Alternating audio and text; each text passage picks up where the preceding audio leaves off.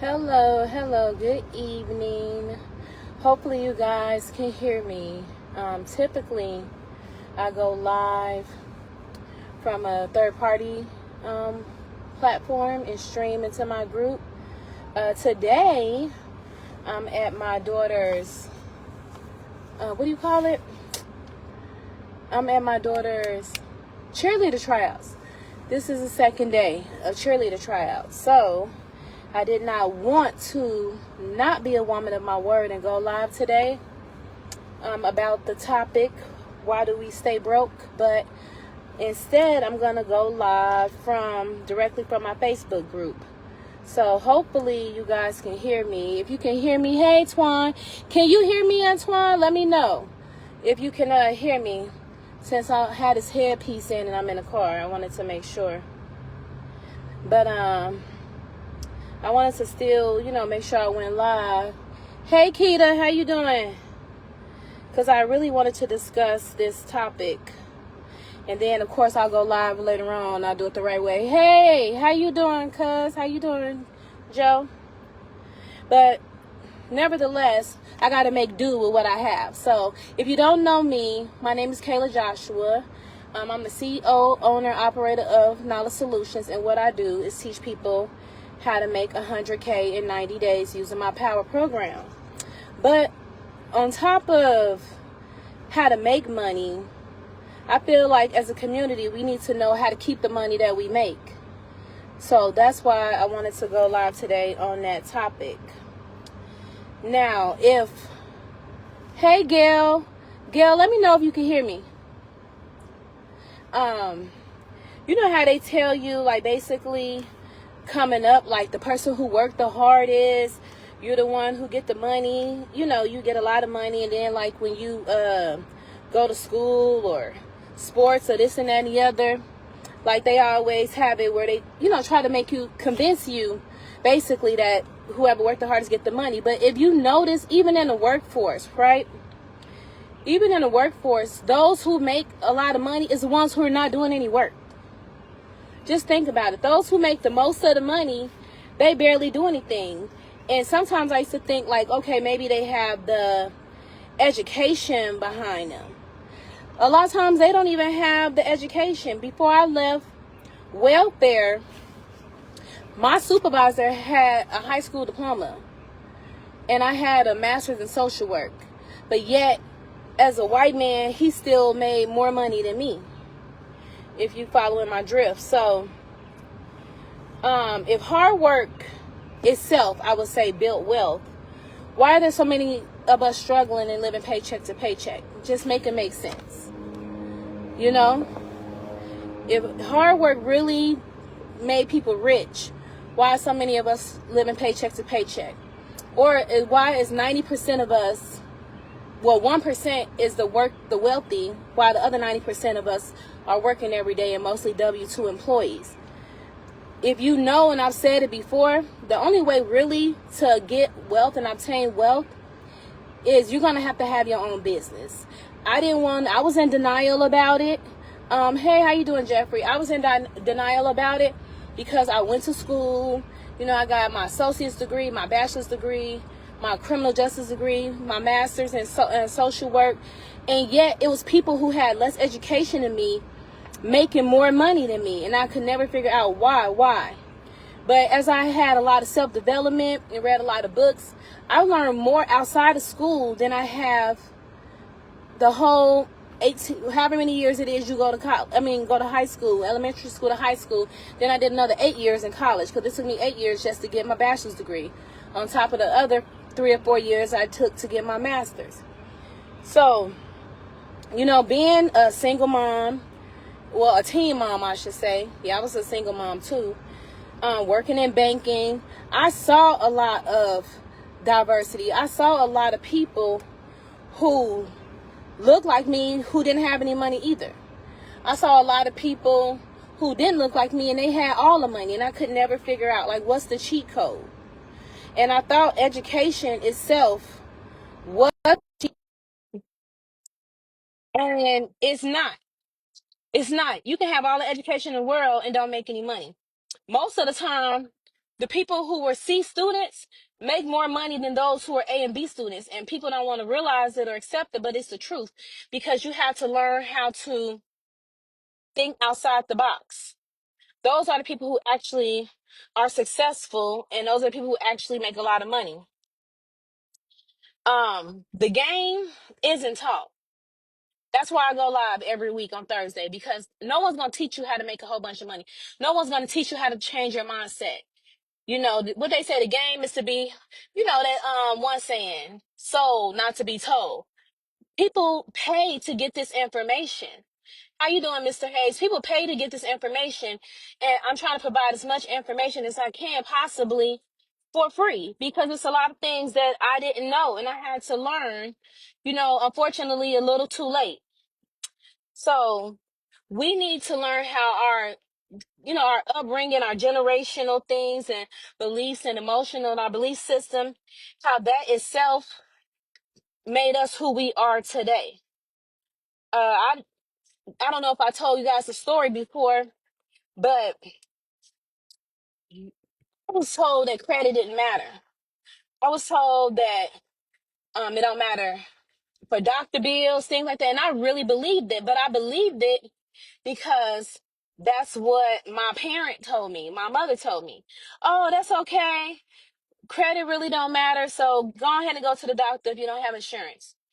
And I don't blame her for that, because when you know better, you do better, you know? So you can't really blame people for stuff that they really didn't know. They just went by what they were taught. Hey, Lafanya, how you doing? Thank you for the referral as well, by the way. I spoke to her the other day. But we really can't blame our parents for the things that they taught us, because they really didn't know any better. You know, they just didn't know. So it goes back to, you know, generational curses, generational things that we were taught that actually wasn't, in fact, the truth. It just wasn't.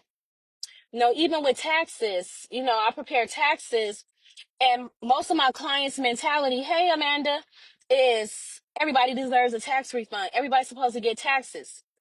No, actually, if you getting a tax refund, that means you didn't make enough money throughout the year. That means you're eligible for earned income credit. So we were taught to look at things a certain way when that shouldn't even honestly be the case. But we can't blame ourselves. We can't blame our family, because they really want to know. So I was going to hop on tonight. Like I said, granted, I'm traveling, but I still wanted to go live and talk about 5 steps to get out of the situation that we're in as far as being broke. Well, I'm saying we, because I've been there as well. It's been times where I didn't make the perfect choices when it comes to financing. But step number 1, in order to break that cycle, you need to track every dollar. It's gut wrenching because I've done it before, but you need to track every single dollar that you spend and every single dollar that you make. I used to use Mint. Mint has now, I think they're part of Credit Karma now, which I really don't too much care for that platform. Not Credit Karma. I like Credit Karma. I don't like the Mint version of Credit Karma. But now, to track every dollar I spend, I use Rocket Money. It tells you how much money you got came in your account each month, how much you spent, where you spent it to, each category. When I tell you, it is very, very eye-opening. But in order to solve the problem, you got to first know where your money is going. Where are you spending your funds? So that's why I say step number 1 is actually to really just sit down and track every single dollar that you have. Number 2 is kill the debt strategically. I don't know if you guys ever heard of the snowball method or the avalanche method. But for instance, the snowball method is starting off with the least amount of debt or the highest interest rate and paying those cards off first, paying those loans off first. You know, the best way, they say the best way to eat an elephant is a bite at a time. Of course, we would love to all pay off our debt at one time. Who wouldn't? But we don't have it like that. A lot of us don't have it like that. So, you know, pick either the snowball method where you do like the lowest to the highest, or the avalanche method where you pick the highest and decrease and go down. So that way you figure out a strategy, you figure out a tool on how to pay off the debt, so that way you'll be in a position where you're finally able to save. Hey, Kenya, how you doing? So that's the second step. So step number one, you need to track every dollar. I definitely recommend Rocket Money. I use the free version. I don't even use the paid version. The paid version has more things and more tools than the free version. It has your credit score on Rocket Money. The second step, like I said, kill the debt, either the avalanche method or the snowball method. Number three, repair and build your credit. I'm not just saying this because I offer credit restoration. Credit is key. You need credit in order to get anything. It's been so many times where I didn't even have a down payment for a car. Shameless plug. I'm starting a car dealership though, so it's called Flawless Prestige. So, and I did that too, really for my tax clients. So they always get these cars during tax season, and the cars they choose are no good. But nevertheless, back to the back to the live, the topic on the live. But repair and build your credit. You need credit to be able to do anything. Get an apartment, get a house, get a car loan, get a regular loan. You can even get a loan to pay off your debt. You can roll all your small credit cards, all your loans into one loan with your financial institution if your credit is good enough. And then you'll have just that one bill that you're paying off each month. I've done it before. You know, so it's certain things that you can do. If you really sit down with somebody and go over your budget, use a budget calculator to pay everything off. Hi, Brianna. So that's step number three. So repair and build your credit. Number four, once you have your credit, where it needs to be. I would say at least you want at least to be on the safe side, be at least 640. Then you want to start saving automatically. Just like you pay your tithes every other Sunday, whenever you get paid that 10%, start paying yourself, even if it's $10 a week. Start paying yourself so that way you'll start building up that savings, because you're really supposed to have at least a 6-month cushion. Some people start off with a 3-month, but God forbid, we just got over COVID. If something were to happen with your employer, how are you gonna pay your bills? We see what just happened with the government employees. Like, people thinking I have these government jobs. They voted for Trump. My job is good. My job is secure, and they laid off so many people. If they don't have a savings, they don't have a cushion, how are these people paying their bills if they don't have a savings built up? So we need to take all these things in consideration, because anything can happen to somebody at any time. One moment I was normal. Hey, next thing you know, I'll turn 28 years old. Oh, you need a kidney. A kidney? What are you talking about? So thank God I was, working and so on and so forth. Hey, Dad. But you never know what your future holds and what can happen. So if you don't have that savings built up, how are you going to be able to survive? Like, a lot of people are one check away from literally homelessness. And who wants to be in that situation that you're homeless? You know? So that's number four. Start saving automatically, even if it's $10 a week. Have something set up where that automatically goes to that account, and make it an account that's online, not an account where you can just walk into the banker and go get it, or you can see the balance every single day. You want to make it out of sight, out of mind. So about time you go look and see that account, you're like, whoa, I didn't know I had that much money in this account. So that's step number four. Number five, you want to create multiple streams of income. So it's cool and it's good to work a 9 to 5. I'm not knocking it. Been there, done that. God's willing, I will never have to do it again. But you want to create multiple streams of income, like I said, because anything can happen to you at any time, and you need a backup. You need a backup. You need another source of income coming in, so that way, you'll be able to at least cover some of your bills, even if you have to get a loan or use your credit cards for the rest. Now, that's the 5 steps. I'm going to kind of go back to the methods on how to get yourself out of debt. So I talked about the snowball method, which says starting small and you're building momentum. So you list all of your debts from smallest to largest, regardless of whatever the interest rate is, and you pay the minimum on all of those, and you focus on any extra money you have, you want to pay off those debts. And the reason this method works is it's quick. You know, it help you win motivation. Oh, okay, I paid off this one for 200. Now you're excited to pay off the next one. So you see the results faster. And so it helps you, create that momentum and pay it off, in a timely manner. So, for example, say you have a credit card that's $300, um, a furniture bill that's $900, auto loan $2,500, that's the balance, and a personal loan for $7,000. Out of those, since the credit card was the least amount, you're gonna pay that credit card off first. So you're gonna, you know, mentally and emotionally feel good, like, oh, okay, I paid off a bill. Now I'm only left with the furniture, the auto, and a personal loan. So that's what the snowball method is. Who need, that's really for people who need that emotional win to stay on track.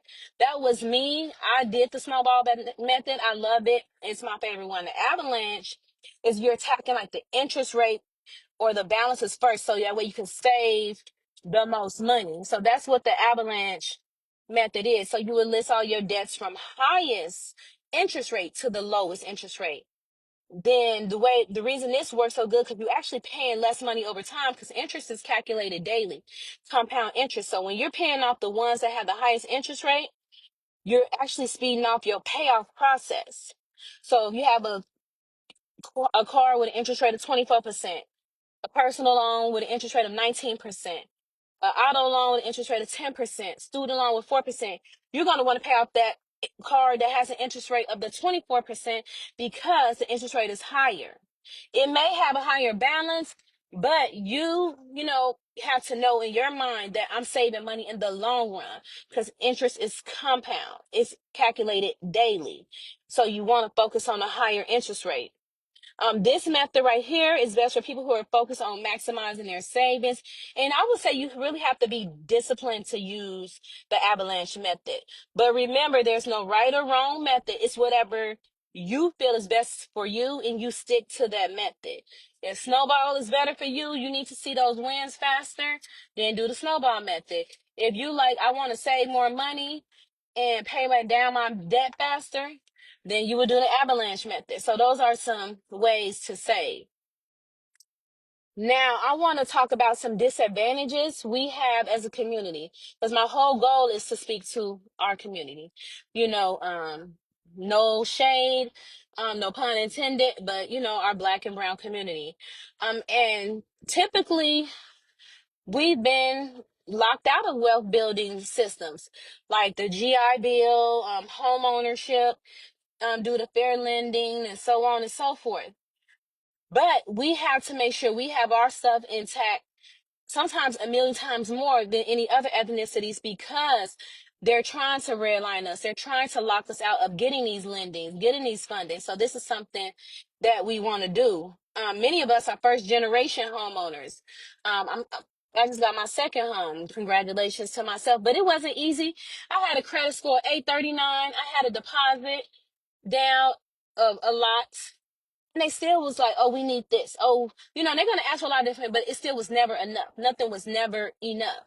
And it's harder to get a home loan too if you're self-employed. So be cautious of that as well. You want to keep a good paper trail. But they try to do anything, everything to keep us from obtaining wealth, and we need to keep that in consideration. So a lot of us, like I said, first time homeowners, first time business owners, first time college and graduate students. So we started from scratch. We're not starting from a legacy like a lot of people. So as Black people, unfortunately, we inherited our people debts. We're not inheriting wealth. When somebody die, we trying to pay off they debt. We trying to pay just to bury them. Some people, it's cost more to bury them than it is for them to be alive. It's a minimum of funeral now, it's about $15,000. And somebody died, they honestly don't care, because we stuck with the debt. And we got to get out of that cycle of leaving our family stuck with the debt of death. But that's just an example. And we need to get out of that and start leaving our family houses, cars, business, assets, land, etc. But we can't do that until we personally get out of our own financial situation. As a community, we're over dependent on credit. We weren't taught credit. We don't know how to use credit properly. We don't have savings. So due to a lack of savings, due to a lack of inherited assets, we rely on credit cards, payday loans, which is a huge rip-off. Interest rates to be like 400%. Predatory lending, people always targeting our neighborhoods, our people, subprime loans with crazy interest rates, etc. So we get penalized for trying to survive because we don't have the money. We're running to these places doing what they call it, Klarna, is that it? Or the pay as you go. People lay away in shoes, but because people don't realize there's no value in it and they're not looking at it as a liability instead of an asset, we're getting penalized for our lack of knowledge. And I'm just being 100%, factual on the situation. We're getting penalized for our lack of financial education. Hence why I go live every Thursday. So I can rob you guys of that. You can't say no one ever told me. You can't say I didn't have nobody to teach me or I had nobody to reach out to ask these questions to. Financial literacy isn't taught in schools. Talking about money in a Black family has been looked at as being taboo. We don't like to talk about money. We don't like to talk about death. And the crazy part about it is life insurance makes your family wealthy. But who put it in our head and our mind that it's a taboo topic to talk about? Other families, they sit at the table like every week and say, okay, what are we going to do to help build the next person and bring them up? Let's start a family business. Let's make money as a family. We can't even live together because it's always friction. It's always something. Like I said, a psychological trap. So we think living paycheck to paycheck is normal. That was me. I thought it was normal. I thought if I had money in my pocket, that it must be a bill I didn't pay. We think that carrying deep financial trauma is normal. The fear and shame and guilt when you do grow, thinking that you owe somebody something. Look at Nipsey Hussle. He had all that money, was still going to his neighborhood. But who killed him? The people in his neighborhood. Then, like I stated before, we have barriers to even obtaining capital, getting loans. They take us through the ringer. So that's why we have to have our budgets done. That's why we have to have our credit secure. That's why we have to have savings in place. Because once you have a savings in place, you can borrow from yourself at a super low interest rate. So a lot of people don't know that. Navy Federal call it a pledge loan. My financial institution, I would call it a security loan. It's called whatever. It's all the same thing. You borrow from yourself for money that you saved up at a lower interest rate. So you can still save money and borrow from yourself if you have an emergency. Even though as a community, we have a lot of strong business ideas that never come to fruition because we're least likely to get funded. We are least likely to get funded than any other ethnicity. So, or if we do, the rate is interest rate is high or the loan amount is small compared to our white counterparts. So we have to take that in consideration as well. So as a result of that, a lot of our dreams actually die and it never comes to pass due to the lack of access. So that's something as a community we definitely need to change. Every time we educate another person, we break the chains. We are not broke because we're lazy. We are not, and y'all know we wasn't lazy, okay? We was in the plantations, we was in the fields. We are not broke because we're lazy. We've been locked out, but now we have the keys. Like I said, we have the keys to be financially secure and make sure we have a great financial future. Before I wrap it up, I also want to say this as well. Our adult children, if we don't teach them, they're going to be a burden on us. They're going to come stay with us. They're going to have their kids there. Then we going to be set picking up the slack. A lot of us have elderly parents that didn't know any better, and we had to take them in, So all of this is a domino effect. That's why I wanted to say all this starts now with us today. This starts now. So if you're watching the replay, just hashtag replay. If you're on right now, just what are you gonna do?